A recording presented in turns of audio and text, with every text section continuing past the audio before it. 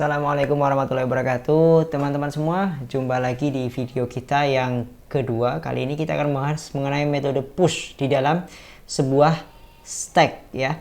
Bagi teman-teman yang belum melihat video mengenai stack, silahkan lihat di video pertama dulu mengenai konsep dasar dari sebuah stack. Oke, kita akan lanjutkan ya. Langsung saja kita lanjutkan aja ya konsep mengenai stack ini. Jadi seperti teman-teman lihat ya, di samping ini saya sudah punya kode dari sebuah stack ya. Ini dari episode sebelumnya. Oke teman-teman, kalau kita lihat di ilustrasi di belakang ya, kalau kita lihat ya, kita punya sebuah array dengan maksimum kapasitas ya. Nah, ketika kita akan masukkan, kita harus mengecek dulu apakah sudah penuh atau belum, baru kita bisa memasukkan ke dalam stack tersebut. Nah, gimana sih caranya? Berarti kita harus buat sebuah fungsi. Kita buat aja di sini fungsinya namanya boolean is full. Maaf ya.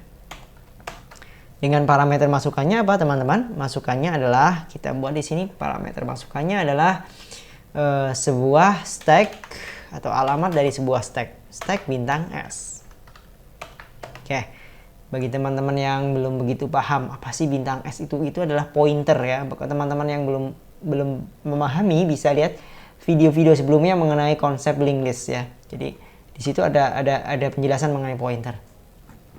Nah, stack bintang S artinya dia S akan menyimpan alamat dari sebuah stack. Apa yang akan kita lakukan di dalamnya? Kita akan lakukan proses pengecekan. If, apa sih if-nya? If S bagian count sama dengan max stack. Oke. Jika bagian count-nya itu isinya sudah sama dengan max stack, apa yang dilakukan? Kita return true. Artinya kalau kita lihat gambar di belakang ya. Ya, misal ya. Kita lihat di sini. Misal ini terisi. Maaf, warnanya yang beda ya. Ini terisi, maka count-nya nilainya 1. Ini terisi, maka count-nya isinya 2. Ini terisi, count-nya isinya 3. Ini terisi, berarti count-nya isinya 4. Karena count itu berisi jumlah elemen yang terisi. Kalau 4 sudah sama dengan 4, ya jumlah count-nya sudah sama dengan jumlah maksimum elemen, berarti dia sudah penuh. Return true. Jadi dia akan mengembalikan nilai true. Jadi kalau metode ini dipanggil, apakah sudah penuh? True, berarti sudah penuh. Nah, bagaimana kalau belum penuh? Berarti return-nya apa? Return-nya jelas false. Oke. Ini adalah metode is full. Gampang ya. Nah, sekarang gimana masukinnya? Masukinnya menggunakan metode yang namanya push. Void push. Void push.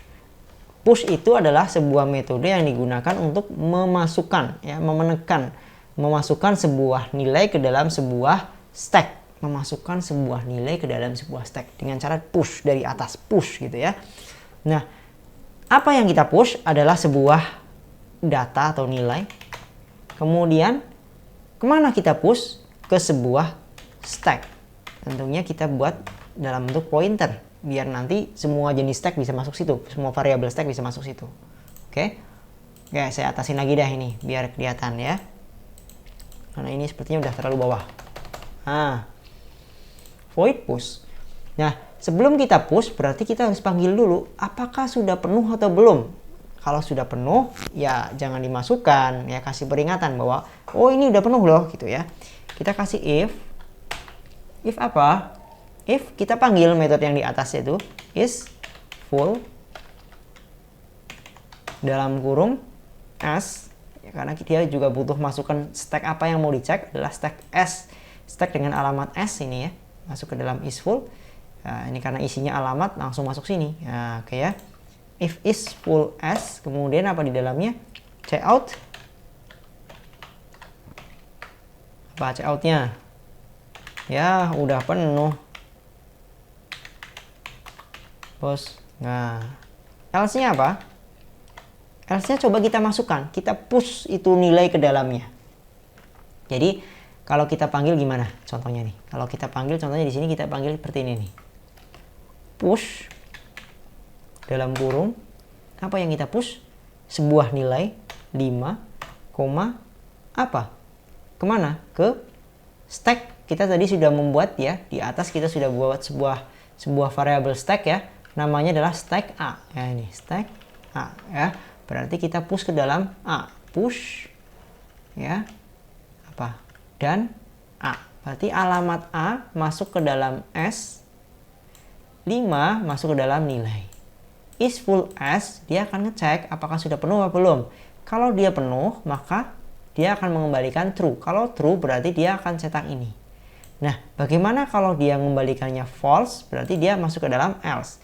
Apa yang kita lakukan di dalam else? Ya, kalau kita lakukan di dalam else ya gampang aja. Berarti kita apain?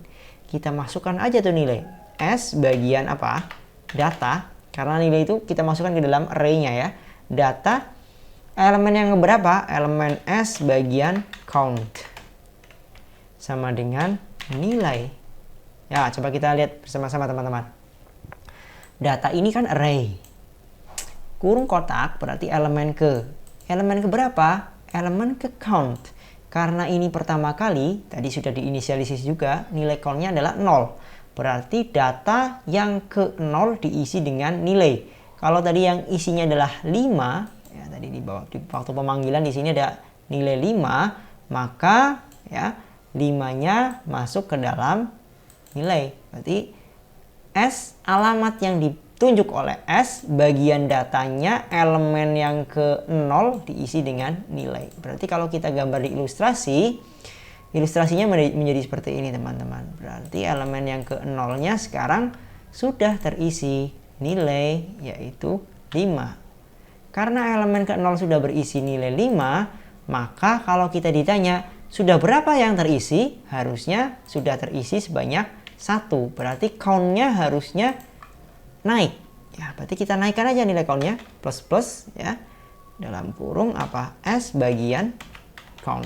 Berarti count-nya itu akan kita naikkan teman-teman ya. Nilai count-nya kita naikkan sebanyak 1. Nah, ini adalah metode push ya. Artinya ketika sudah masuk ke dalam array, nilai count-nya sekarang menjadi 1. Sekarang kita coba lagi. Push lagi. Berapa? 10 dan A. Oke. Kita jalankan, berarti kita sudah push 2 bilangan ya. Oh, ini ada yang error. Oh, kurang titik koma. Tenang, jangan panik ya. Kalau kita jalankan lagi, nah, kita jalankan lagi, nggak ada error ya. Ya, berarti berhasil. Sekarang kita push lagi.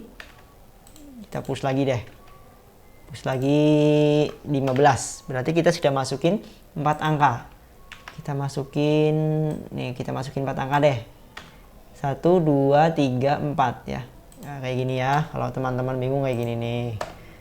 Tuh 2, 3, 4 sampai bawah nih. Tuh, kita udah push banyak 4. Harusnya belum penuh. Tapi ketika kita push lagi yang kelima, dia akan muncul peringatan. Push 18. Peringatannya apa? Udah penuh bos. Berarti yang ke-18 nggak bisa masuk ke dalamnya. Sekarang kita akan coba bikin metode cetaknya. Gimana sih bikin metode cetaknya? Karena dia adalah sebuah array, berarti kita bisa cetak dari elemen awal sampai dengan elemen yang ke akhir ya. Berarti kita gini aja deh. Void cetak. Apa yang kita cetak adalah sebuah apa? Sebuah stack bintang S. Di dalamnya ngapain? Kita gunakan for saja karena pasti dia sudah jelas ya. int i sama dengan 0, i kurang dari max stack, i plus itu ya. Apa yang kita lakukan di dalamnya? Cout. Oke, kita cout apa? S bagian data elemen yang ke i. Oke. Kemudian kita tambahkan ini deh. Biar dia pindah baris ya. /n. Oke. Kalau kita running, belum dipanggil ya. Cetak. Kita panggil di bawah sendiri nih. Cetak. Dalam kurung apa? Dan A. Kita jalankan apa yang terjadi. Nah, 5, 10, 15, dan 14. Ini tulisan ya udah penuh push dari mana? Dari ini. Push yang kelima. Kan nggak bisa di push kelima ya. Ini. Cetak. Oke, 5, 10, 15, dan 14. Nah, itulah teman-teman metode push ya di dalam sebuah stack. Jadi metode push di dalam stack itu dia melibatkan sebuah metode lagi yaitu isFull. isFull itu untuk mengecek apakah stack sudah penuh atau belum. Oke, nanti di video berikutnya kita akan membahas mengenai pop, yaitu bagaimana cara mengambilnya. Nah, bagi teman-teman yang ingin mencoba, nanti bisa dicoba ya kode yang ada di sebelah kiri ini. Nanti saya masukkan ke bagian deskripsi. Teman-teman bisa download dan bisa dicoba. Oke, terima kasih atas perhatiannya. Kita ketemu di video yang ketiga. Wassalamualaikum warahmatullahi wabarakatuh. Jangan lupa subscribe ya. Kalau suka, kalau nggak suka nggak usah, nggak apa-apa. Dislike juga boleh kalau Anda memang tega mendislike, nggak apa-apa. Oke, terima kasih.